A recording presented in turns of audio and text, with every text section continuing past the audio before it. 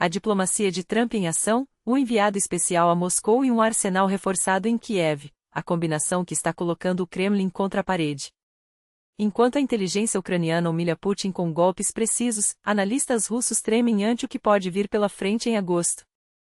Novos rumos nas negociações entre Kiev e Moscou surgem no horizonte, mas não é só a Moldávia que deve se preocupar. Qual será o próximo alvo de um golpe orquestrado pelo Kremlin? As informações mais cruciais e exclusivas você acompanha aqui, com antecedência e clareza que ninguém mais oferece. Tudo o que você precisa saber hoje, agora. Pela terceira vez consecutiva, a aviação russa mira sem piedade o distrito de Korabel, em Kherson.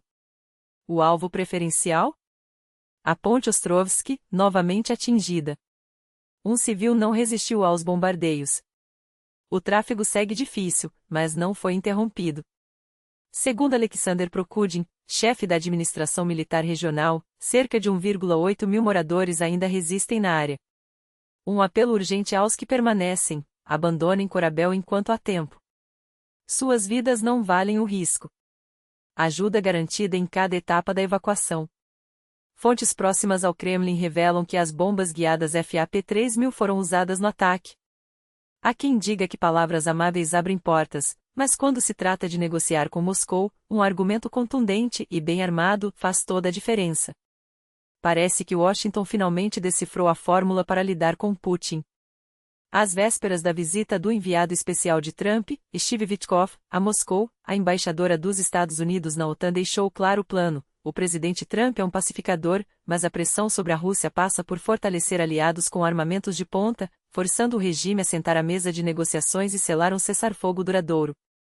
Em entrevista recente, a embaixadora Juliane Smith afirmou que essa estratégia evita a escassez de equipamentos entre os aliados e, ao mesmo tempo, mantém a Ucrânia em posição de força. Afinal, são os sistemas americanos, os mais avançados do mundo, que permitem às tropas ucranianas resistir e revidar com eficácia. Quando Moscou amadurecer, as palavras amáveis voltarão à tona. Mas, por enquanto, a mensagem é clara: o conflito não se resolverá no campo de batalha. A saída é diplomática.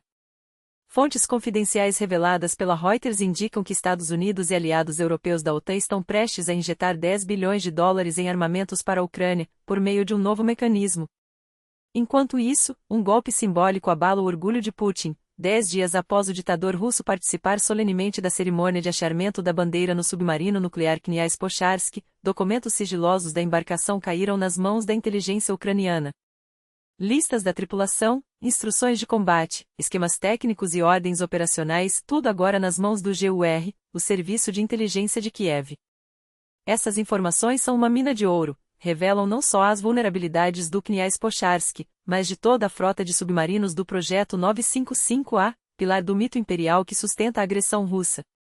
O submarino, incorporado à 31ª Divisão da Frota do Norte apenas em 24 de julho, virou peça de um tabuleiro onde Putin, ex-agente da KGB, parece ter sido traído por seus próprios métodos. Seria irônico demais se o informante fosse alguém que apertou sua mão na cerimônia?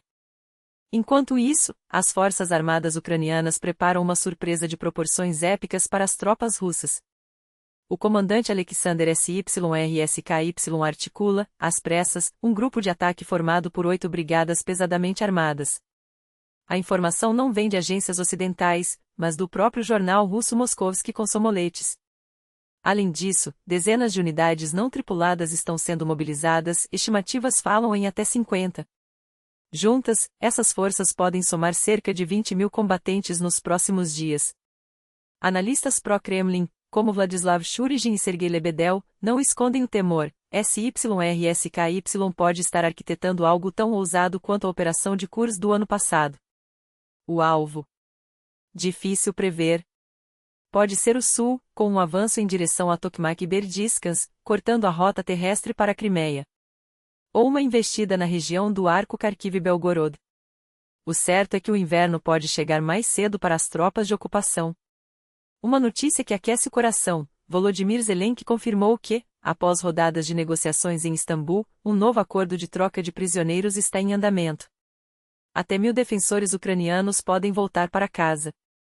Os detalhes finais estão sendo ajustados, como anunciou o presidente após reunião com Rustem Umerov, secretário do Conselho de Segurança, e Andriy Yermak, chefe do gabinete presidencial. No último domingo, Umerov falou sobre os esforços para a repatriação de civis, enquanto Yermak destacou o trabalho para trazer de volta crianças deportadas para a Rússia. Nossa equipe depende de você para continuar essa missão. Apoie nosso trabalho. Um incêndio de grandes proporções abala a segurança europeia. Na Romênia, a fábrica mecânica Kudczyrski, produtora de armamentos leves, foi consumida pelas chamas por 6 horas, com múltiplas explosões registradas. O prejuízo supera 400 mil euros, e cerca de 150 mil cartuchos de metralhadora foram destruídos. As causas ainda são desconhecidas, mas o ministro da Economia, Radomir Tsar, não descarta a sabotagem. Um dia antes, a Bloomberg divulgava, com otimismo, que os atos de sabotagem russos na Europa haviam diminuído. Parece que os colegas de Chepiga e Miskin resolveram dar uma resposta à sua maneira. E o Kremlin não para, desta vez, o alvo é Erevan. Segundo o jornal Azeriminval, Moscou articula um golpe violento na Armênia. Os detalhes ainda são nebulosos, mas a sombra da interferência russa se estende mais uma vez. Não é por acaso que Moscou move suas peças com tanta precisão e tão pouca sutileza.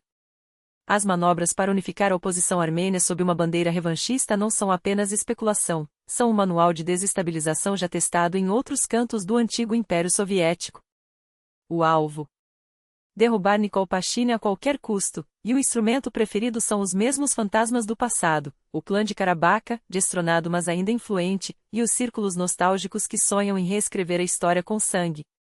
A declaração de Arabramamian, líder da União dos Armênios da Rússia, não deixa margem para dúvidas. Este governo nos está tirando algo que não tem preço: nossa pátria, nossa história, nossa memória, nossa fé cristã. Nosso Artak, com seus templos milenares, nosso Siunik Zangezur, com seu passado heróico. Palavras que soam como um chamamento à guerra santa, não à política. E quando Moscou fala em unir forças saudáveis contra Pashinyan, o que realmente significa é recrutar descontentes, financiar protestos e transformar raiva em balas. Mas o Kremlin não se limita a discursos inflamados. Enquanto a Rússia sufoca sob o peso da guerra na Ucrânia, de repente encontra recursos para um projeto humanitário monumental. A Rossotrudnichesto, braço cultural do Kremlin, anuncia a distribuição maciça de ajuda a dezenas de milhares de deslocados de Nagorno-Karabakh. Uma generosidade suspeita, especialmente quando se lembra como o mesmo esquema já foi usado para comprar votos, cooptar líderes locais e semear dependência. Na Armênia, isso tem nome: suborno eleitoral disfarçado de caridade. E os armênios conhecem bem o roteiro, foram as mesmas táticas que o clã de Karabakh usou para se perpetuar no poder por décadas, comprando lealdades com cestas básicas e promessas vazias. E como se a guerra híbrida não bastasse, aos sinais mais sinistros, o movimento de tropas e equipamentos para a base russa em Gyumri. Não são exercícios rotineiros. Fala-se em armamentos específicos para combate urbano, treinamento para ocupação de ruas, cenários que evocam não a defesa, mas a ofensiva. Os comandantes russos em solo armênio não escondem suas intenções, estão se preparando para levar a batalha às cidades, onde a desordem é mais fácil de semear e o controle, mais difícil de manter. Alguns até brincam, ou não, que sonham em tomar chá em Baku. Outros, mais diretos, já falam em limpar a Erevan de traidores. As eleições estão marcadas para 2026, mas Moscou não tem paciência para calendários democráticos. Se a história serve de guia, o plano não é esperar, é forçar uma crise, explorar fraturas, e se necessário, derramar sangue para instalar um governo fantoche. Afinal, para o Kremlin, a Armênia não é um país soberano, é uma peça no tabuleiro, um território a ser reconquistado, uma colônia rebelde que ousou olhar para o Ocidente.